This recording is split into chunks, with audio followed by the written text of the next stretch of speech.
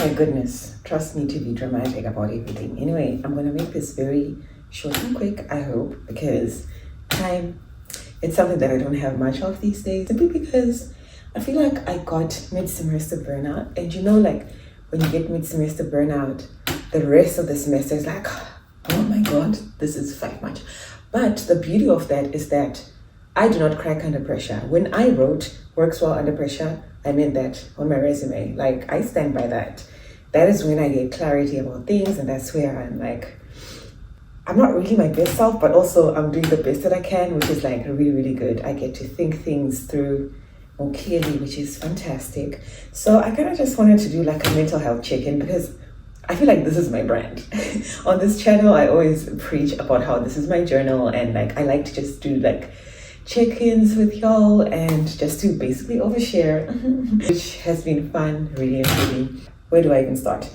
I guess I'm just gonna go right into it. This last year has been a series of highs and lows, in the sense that I would say from, let's just say, actually no, my birthday, December 14th, 2021, you know, first birthday since becoming a wife. Uncle Mike and I lost our baby. I was actually pregnant. I feel like I'm at a better place now. I can, talk about it. Being the supportive partner that he is, he helped me through it to just heal. And literally a month or two later, God blessed us with another baby, which is baby big. It taught me to be appreciative of my circle, my supportive system, and to also just be grateful and to know that God's timing is always best. You never know what was going to happen in future had that baby been here. And also, I love baby effect, at the right time, God makes it happen. It was also just like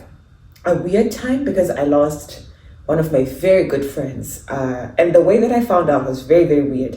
I feel like the deaths that happened, the way I found it, I did not like it. And yeah, it was very, very triggering because I would literally find out on social media. I remember at this time, I was now like 4 or 5 months pregnant, and I just went onto my Facebook, and literally the first post that I saw, go all my friend. I'm like, what the hell? What the hell is going on right now? Because had come back home for like the first time in 12 years. And guys, please listen to your parents. Please listen to your moms. They want the very best for you. I don't know if I should be sharing this, but I feel like also I should, as like a way of healing, like talking about it. I think it'll be very, very helpful to me. I knew I was a little girl. For those of you who like really, really know me, I feel like that was really, really my first love.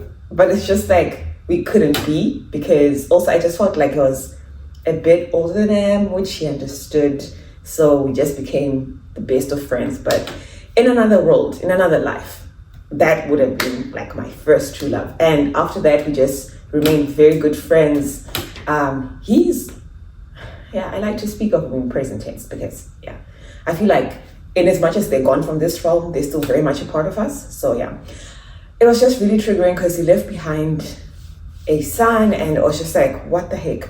His mom always used to say, whatever you do, usaina kwakat. And then I guess I understand also where he was coming from, because you want that sense of belonging. You want to know where you're from and to get to know your friends. But sometimes we don't know it all as children. Sometimes our parents will be trying to protect us from some things, and they want to share, but then they also want you to experience it on your own pace.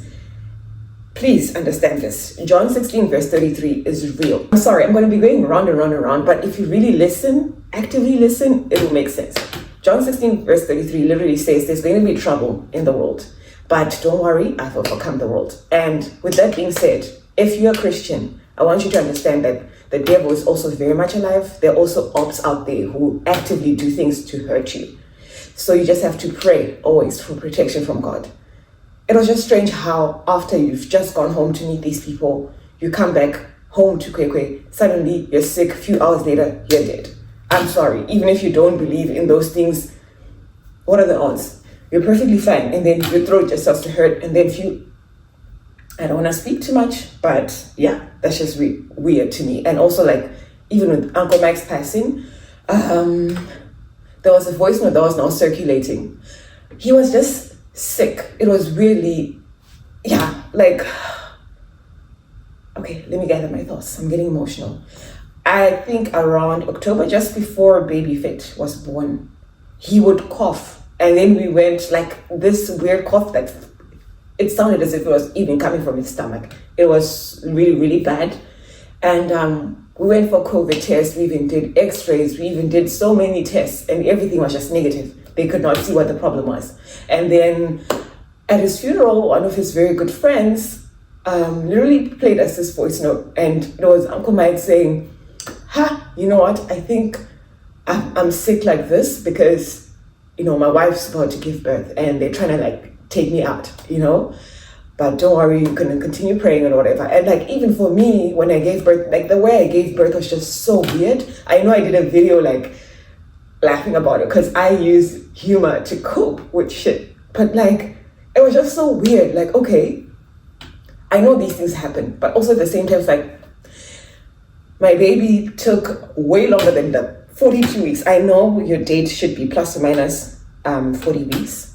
2 weeks from your EDD and whatever. But we passed the 42-week mark.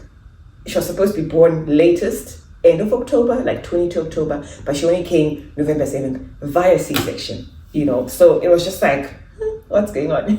But, I thank God that I'm alive and well. My daughter is healthy and thriving, and God's mercy and grace is following her here on out for the rest of her life, period.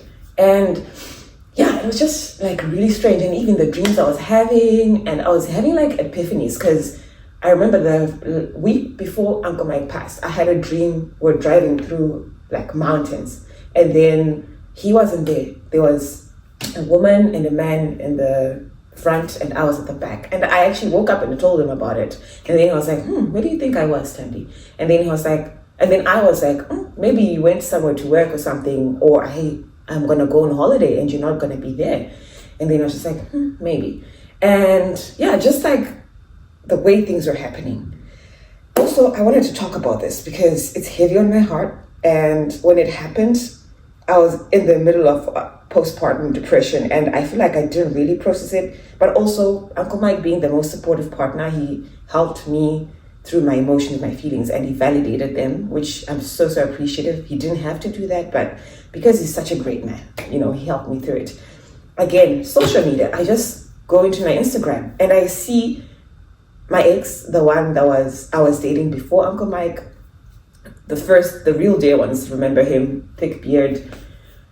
One of my friends from uni, who's also his friend, posted with a dove with the olive branch. I'm just like, oh God, oh God, oh God. I just know. I literally just opened my mouth and started talking to Uncle Mike. I remember he was like sitting on this side and I was like, passed away. And he's like, how did he pass? I'm so sorry to hear that. And I'm like, I don't know the full details, but I just have this weird feeling that it may have been a car accident. That's actually like one of the main reasons. Should I be airing out our business? But I feel like I should talk about it because,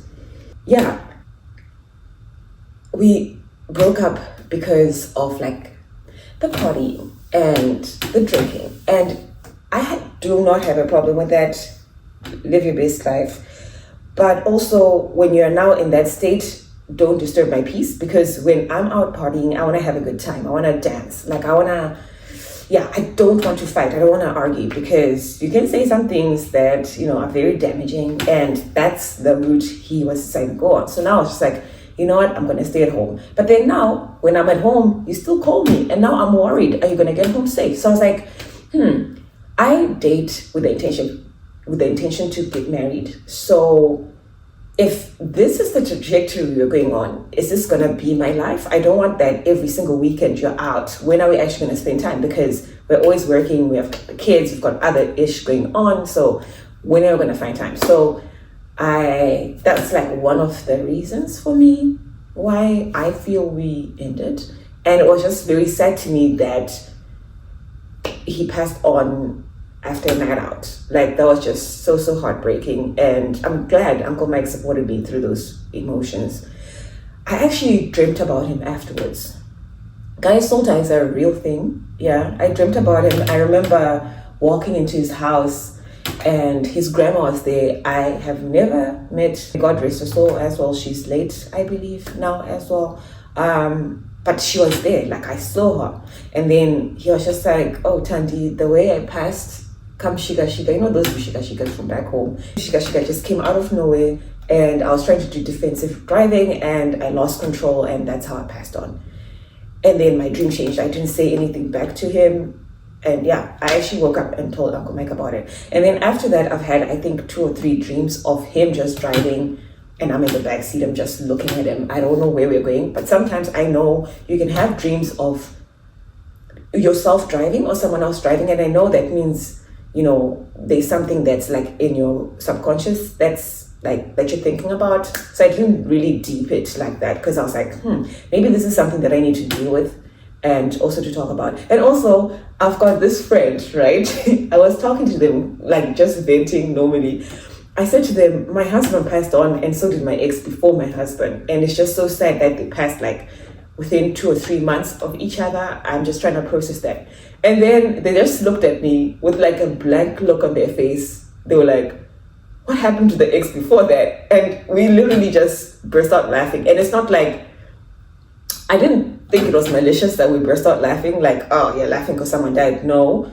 It was more of like a nervousness, like, okay, how are we going to deal with this? Because you're so young and there's so much death. Like, how are you going to deal with it going forward? And also, in the event that I decide to move on, having that chat with whomever I'm going to be with, it can be a lot. But I feel like just communication really helps. And also just being honest with yourselves in any kind of relationship also is very helpful. And yeah, it's just going to be very interesting to see. And also, another person was like, Tandy, how do you think people are going to take you finally moving on to someone else? And then I was like, well, I feel like I'm very young. And I actually had a conversation about this with Uncle Mike sometime last year. He said it as a joke. Like when I sit down now and I think about the stuff that he used to say to me, it's just like, wow, this man was just so wise, you know? There was a time that he just stopped me. I was doing chores, I remember. And he was like, Tanti, I think you're in Dikafa.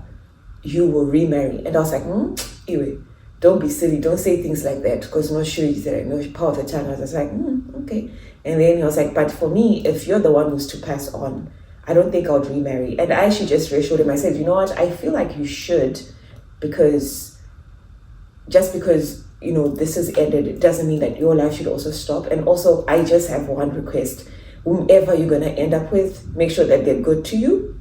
And above all, make sure that they're good to our daughter. That's like the most important thing for me. Yeah, like, I don't know, God and Kismet, just the way that they align things to do, just the conversations that Uncle Mike and I would have, like, it was just so deep, always, and it was always so enriching. Like, I feel like that was the first relationship that I was in where we would intentionally sit down and just talk about a lot of important things that mattered to us. So I'm really appreciative of that. I don't know, is this oversharing? Was this video helpful? I guess for me it was, because I get to just like vent and to talk about like my mental health and things that are like important to me. Yeah, we continue to grow, we continue to heal, we continue to just be the best versions of ourselves, I guess. Take care of your mental health. Yeah, John 16 verse 33.